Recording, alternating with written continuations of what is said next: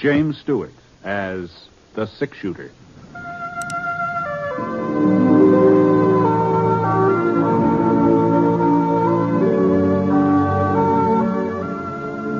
The man in the saddle is angular and long-legged. His skin is sun-dyed brown. The gun in his holster is gray steel and rainbow mother-of-pearl, its handle unmarked. People call them both the six-shooter.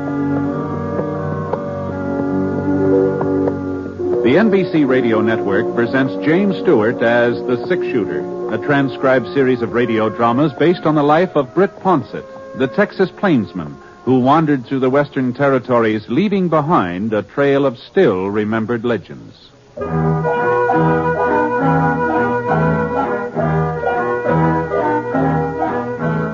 There was a nip in the air, not a freezing, biting, angry nip, but a sort of tingle that made the morning stars shimmer and swung them out of their orbits a little closer to the earth. Oh, it was a winter nip, all right, but not a hard winter. Not a winter when the cattle would come down from the high places, poking their noses into the ice-encrusted ground. It was a mild winter nip. Mild enough so that the breath of the boy on the pinto turned only a faint gray as he rode toward the campfire where the man was sitting. Howdy. Hello, mister. I see your fire. I thought maybe you wouldn't mind if I gave my pony a chance to warm up. Sure. Make yourself home. You heading for Thompson's Corners, mister? That's right. I just came from there. Oh, well, you must have been riding all night. Oh, just about. You see, I'm running away from home. Oh, that's so. Seems kind of a funny thing you'd pick this time of year to run away. So close to Christmas, I mean. I hate Christmas. Oh? It's just for kids, anyhow. Well... I heard Aunt Millie say so. Christmas is for children, that's what she said. Johnny's old enough to do without all that fuss and nonsense. I heard her tell Mr. Franklin that. Oh, you don't live with your folks, huh, Johnny? No, sir. They died about 8 months ago. Oh, I see. Christmas was all right when I was with them. Of course, I was a lot younger then. Oh, yes. It just beats me the way folks take Christmas so serious. Well, I don't know. As if getting presents made any difference. As if I really cared about that knife. Was that what you wanted, a pocket knife? I don't want a knife. I don't want anything. I just wish there wasn't any Christmas, that's all. Mm-hmm. Well, I guess you aren't the first person to feel that way. You know, it seems to me, I remember reading a story once about a fellow who felt the same way about Christmas you do. Just didn't have any use for it. What happened to him? Well, I doubt if I can call it to mind after all this time, but as I recollect, now mind you, this may not be word for word, but as I recollect, the man that it was about, the one that hated Christmas, that is, well, he was a real skinflint, he was. He just as stingy as they come. His name was, let me see, Eban, something like that. Eban? Eban, yeah, I'm pretty sure that was it. Well, being so tight-fisted, this fellow Eban, he got to be the richest man in the whole territory. He owned a ranch? Oh, sure. Had 4 of them. 4 ranches and store buildings and farms and maybe a bank or 2. He was rich. I bet he had a mighty fine ranch house. No, he didn't have a ranch house. Eban wasn't the sort to spend money on a ranch house unless there was profit in it. See, he just lived alone in town, had himself a steady room at the hotel. Well, anyway, one night while Eban was sitting in his room having supper, Christmas Eve it was. Well, on this particular Christmas Eve, his only kin, a nephew, lived in the same town. He stopped by the hotel. To wish you a Merry Christmas, Uncle, and invite you to our place for dinner tomorrow. Christmas, fiddlesticks. Polderall. I suppose you'll be closing up your livery stable for the occasion. Why, sure, Uncle Eb. And just how will the horses know it's Christmas? Answer me that. Well, if they don't know it, we will. Can I tell Sally to expect you at 3? You can expect me all you like, but I ain't coming. Not at 3 or any other time. Oh, if you're making so much money you can afford to be giving parties, Maybe I ought to think about raising the rent on the livery stable. Well, now, I'll go on and get out of here before I lose my temper. All this nonsense about Christmas. Fiddlesticks. Hold it. Well, after that, Johnny, the nephew didn't stick around there. He got out of Eban's hotel room with a regular gallop. It wasn't very long before Eban had another visitor. He was a young fella, tall, lanky, not very good at speaking. He just plain ordinary cowpoke. He was the foreman of the S&M ranch. Oh, well, it took you long enough to get here. Where have you been? Selling off some of my herd without telling me about it? No, sir. That day you rode by, I was out in the range hunting strays. And a good thing I decided to check up on you, too. What's that cabin doing over by Holly Creek? And who are those people staying there? They're my family. I built the shack for them myself. I'm not going to have a bunch of nesters in my property. Tear it down. Well, one of my boys has been sick. I can't afford to rent That it. ain't my concern. It's up to you to keep your family and what you earn. So see that you get rid of that shack tomorrow. But tomorrow's Christmas. Oh, well, then you'll have plenty of free time to tear it down. I'll be out the day after to make sure you've done it. Good night. Wasn't much use in arguing. Foreman knew that. So he put on his hat and shuffled out. Now Eban was alone again. At least he thought he was alone. The clock on the mantel started striking 8, and then it's time for him to turn in. Oh, my... So he put on his flannel nightshirt and reached for the kerosene lamp to set it on the stool beside the bed. And right about then, the strangest thing happened. What in tarnation? Johnny, old Eban saw a man's face looking right at him from inside that lamp. Eyes and hair and nose and mouth, whiskers, all just as plain as day. Jake! It was old Jake, Eban's partner. There wasn't any mistake about it at all. It was Jake right to a T. Well, Eban sure didn't like the idea of having Jake right in the same room with him. You see, Jake had been dead for over 7 years. Not that Eban really believed in ghosts or haunts or anything like that. He told himself he was just imagining all this. I got to get a hold of myself. He put out his hand to turn down the wick, but all of a sudden his fingers started trembling. There was Jake again, across the room this time, standing right by the bureau. No! And when the lamp slipped out of Eban's hand, the room didn't get dark at all. Jake seemed to be surrounded by a splotch of bright yellow light, and he was wearing the same boots and breeches and leather jacket that he'd had on 7 years ago, the day he died. But as Jake came closer, Eban could see that he was wearing something else. A small leather saddle strapped across his back. And hanging down from it were 2 saddlebags stuffed so full of gold nuggets and mortgage papers and land grants that Jake could hardly drag him across the floor. You recognize me, Eban? Oh, sure, Jake. Why, sure, I'd never forget you, but... Well, what are you doing here? And why are you wearing that getup? Always thinking about land and money. Always scheming and conniving. That's why I wear it. And that's why I've come to warn you, Eban. The saddle you're fixing up for yourself is even heavier than mine. But I don't know what you mean, Jake. I ain't done no wrong. I ain't never done folks no wrong. Have you ever done them any good? Any good at all? Oh, why, sure. I've worked hard. I've saved my money. I ain't been a burden on anybody. Why, you should see our ranches, Jake. Oh, the way I've built them up. I have seen them many times. And I've seen a lot more than that, too. That's my punishment. To spend eternity traveling around, seeing mankind with its trials and tribulations, with its joys and hopes. Is that so terrible? Oh, Eban, to watch him and not be able to help him. You'll find out how terrible it is. You'll find out. There must be some way of avoiding this. You always were my friend. Jake, tell me what to do. Eban, you've got to find out for yourself. But how? Tonight, at 1 o'clock, you'll be haunted by a ghost. Another ghost? Pay him heed, Eban. Pay him some heed. Wait, Jake. Don't leave me without... Jake?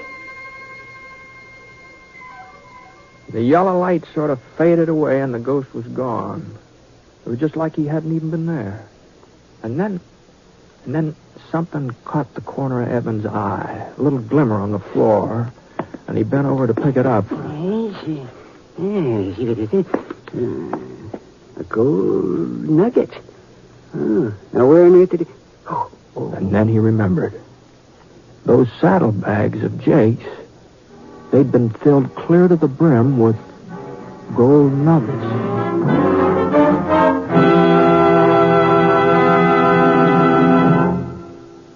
Now, Act 2 of The Six-Shooter, starring James Stewart as Britt Ponsett. There he was. He's sitting in Eben's rocking chair like he'd been there all night long. And this ghost was a young fella. Oh, maybe 18, 19. All duded up the way young bucks like to dress. You know, fancy chaps and checkered shirt and a red bandana tied around his neck. Howdy, Eben. Reckon you've been expecting me. Yeah, well, I guess so. You ready to take a little trip? Where to? Back. Way back through the years. Oh, but how can I go with you? It's real easy. You see, I'm the ghost of Christmas past. You're past, Eben. Let's shove off. The next thing Eben knew, he and that ghost were standing out on a snow-covered prairie.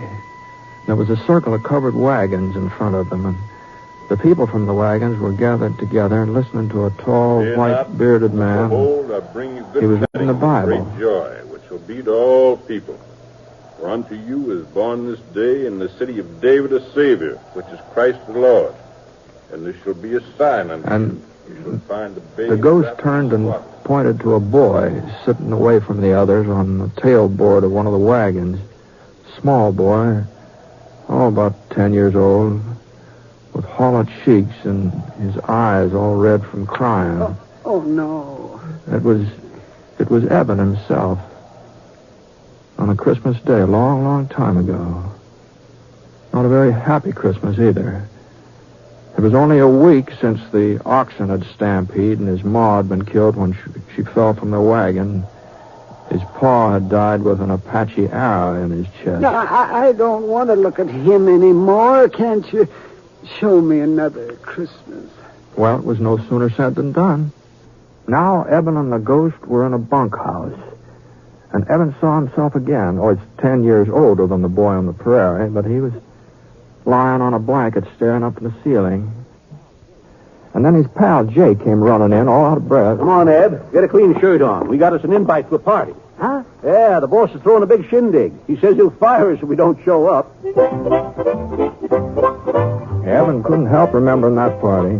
Oh, the roast beef and the baked ham and square dancing and the pretty girls in their calico. He couldn't help saying out loud to the ghost. Oh, dear. How I wish I'd... What was that, Eben? Nothing, Mr. Spirit. Nothing. I was just remembering how I treated my foreman today. That's all. After that, the ghost took Eban to 3 or 4 more of his old Christmases. And none of them were very happy. Especially that Christmas when the young schoolmarm, sitting on the horsehair sofa, had unwrapped the tiny box Eban gave her and then handed it back to him. It's a lovely ring, Eban, but I can't wear it. Well, you're not courting somebody else. No, Eban, but you are. You're courting something else. Bill. Land and money, cattle, profits. They mean more to you than I ever would. I'm sorry. Mr. Ghost, no more of the past. Please, I've seen enough. A man wants to forget. Sure, Eben. Whatever you say. And before Eban could blink his eyes, he was right back in the hotel room.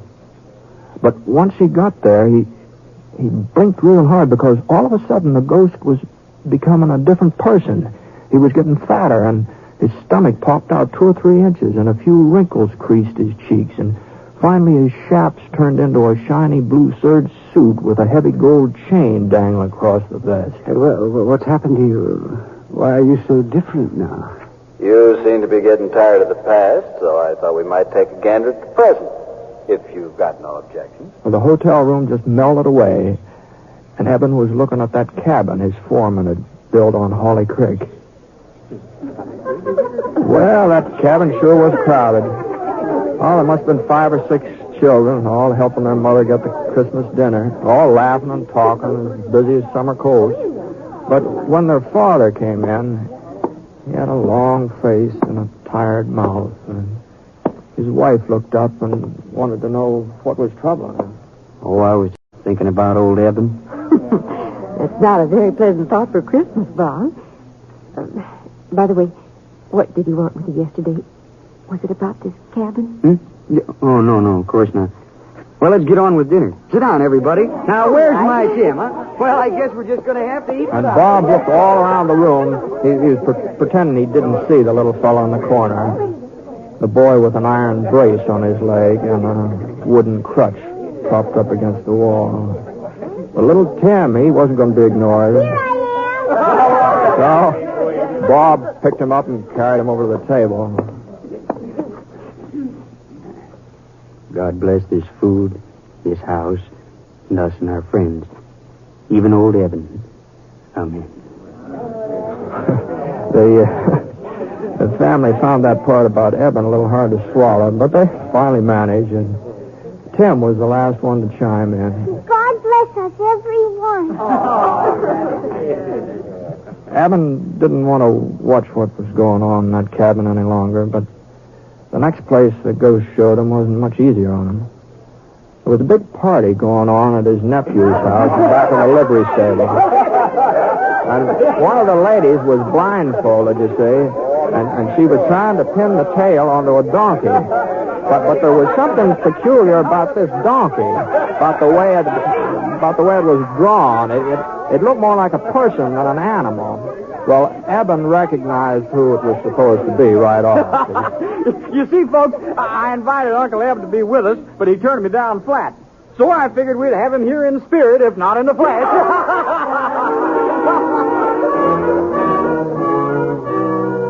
Right back in the hotel room again. That's where Eban found himself. Spirit, you showed me the past and the present. What's left to see? The future, Eban. The future. And that's how Eban came to see a Christmas of the future. A cold, brittle Christmas. And there were 2 men standing on a street corner, the coat collars turned up so to keep out the snow. Oh, he's dead, all right. Dead as a doornail. Sure is a Christmas present I never expected. At least whoever handles his property won't be as hard to deal with as he was. Wonder if they'll bother giving him a funeral. And in a frame house over on the side street in the edge of town, a woman was speaking to her husband. Funny. To me, he's been dead for years. Well, I haven't even thought of him since I don't know when. And yet, you know, once I was real fond of him. Funny, isn't it? Ghost. Who are they talking about? Those men on the street. That woman I used to know. Who is it that's dead? Tell me. And the ghost slowly turned and stretched out a long, thin, bony finger. And there, right at the end of that finger, was a tombstone, all covered with weeds. Eban could barely make out the name that was carved on it. Ebenezer Scrooge. No. What's this? Where am I? And you know what? He was right in his own bed, in his own nightshirt, and the sun was streaming through the frosted windows. But Eban didn't stay there very long, not for very long. He got into his boots and trousers as fast as he could, and he dashed down the stairs, out into the street. Well, you see, the stores being closed gave Eban quite a problem. Well, he just have to make Fuzzy Wagner open the butcher shop up, that's all. Of course, Fuzzy didn't have much choice, seeing as how the shop was located in one of Eban's buildings. And when Eban told him what he wanted, a turkey and a ham, well... No. Better make it 2 hams and send them out to the cabin on the S&M ranch. And they're not to know that I ordered them. You understand, Fuzzy? Here's the money and a little extra for your trouble. Well, before Fuzzy could get his jaw shut up again, Eban was on his way, and he headed right straight out to his nephew's house.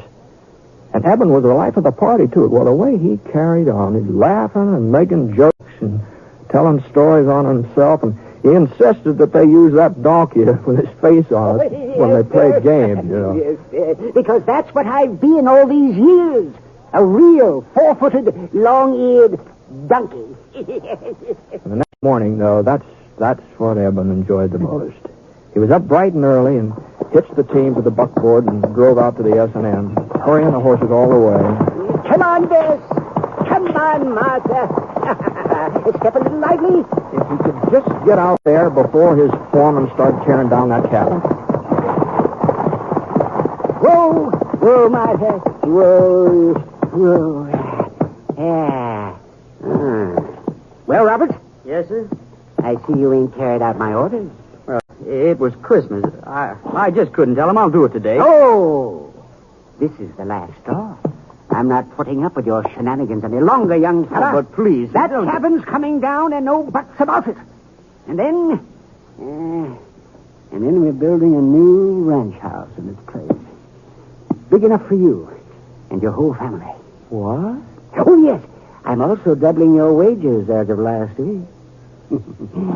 Merry Christmas, Bob. Even if I am a day late. No, not a day. More like half a lifetime. But Merry Christmas anyway. And as your son says, God blesses everyone.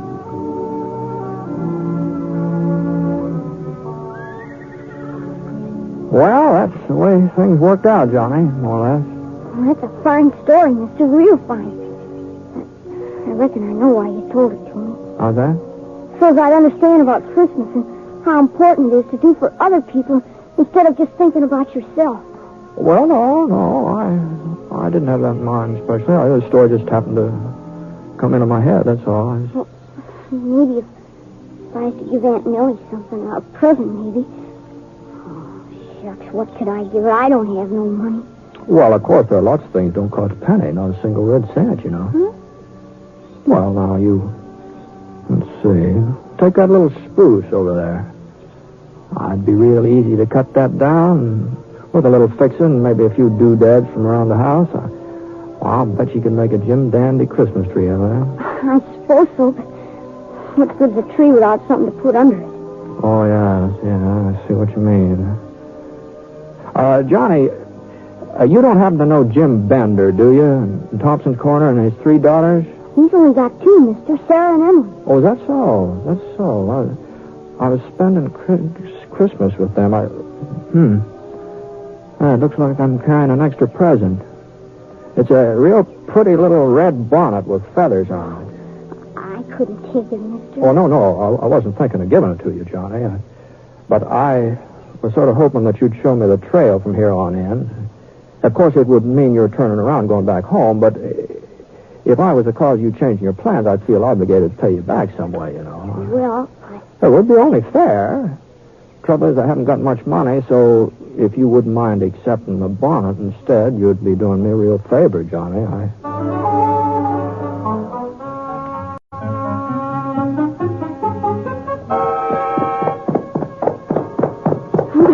There's Aunt Millie out in the yard. Oh, she looks mad in a wet hen. Well, there is a resemblance, I'll have to admit that. Where in tarnation have you been, John Carterville? I've been looking high and low for you since dawn. Well, I just went for a little ride, Aunt Millie, to get us a Christmas tree, see? Christmas tree? Fiddlesticks. This gentleman helped me cut it down. I'll just take it inside. Be right back, mister. If we had any use for a Christmas tree. I suppose he's figuring there'll be a whole lot of presents under it. No, I don't think so. But just between you and me, I got a hunch there'll be at least one present waiting for somebody. What are you talking about? Oh, no. It wouldn't be fair for me to speak out before Christmas. You know that.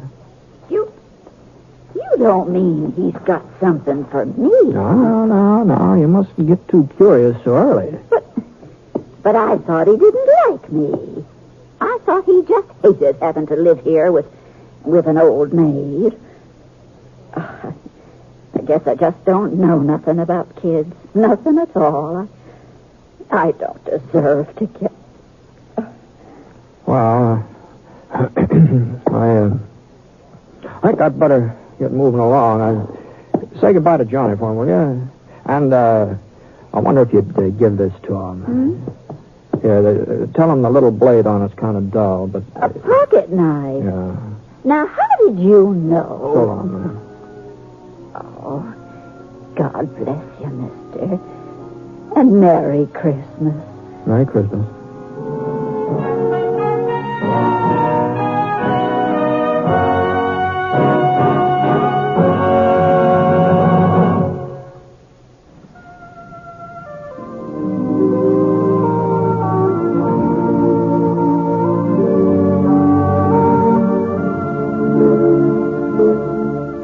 Please remember now, beginning December 31st, the six-shooter will be on Thursdays instead of Sundays. We hope you'll join us in our new time. The Six-Shooter is an NBC Radio Network production in association with Review Productions.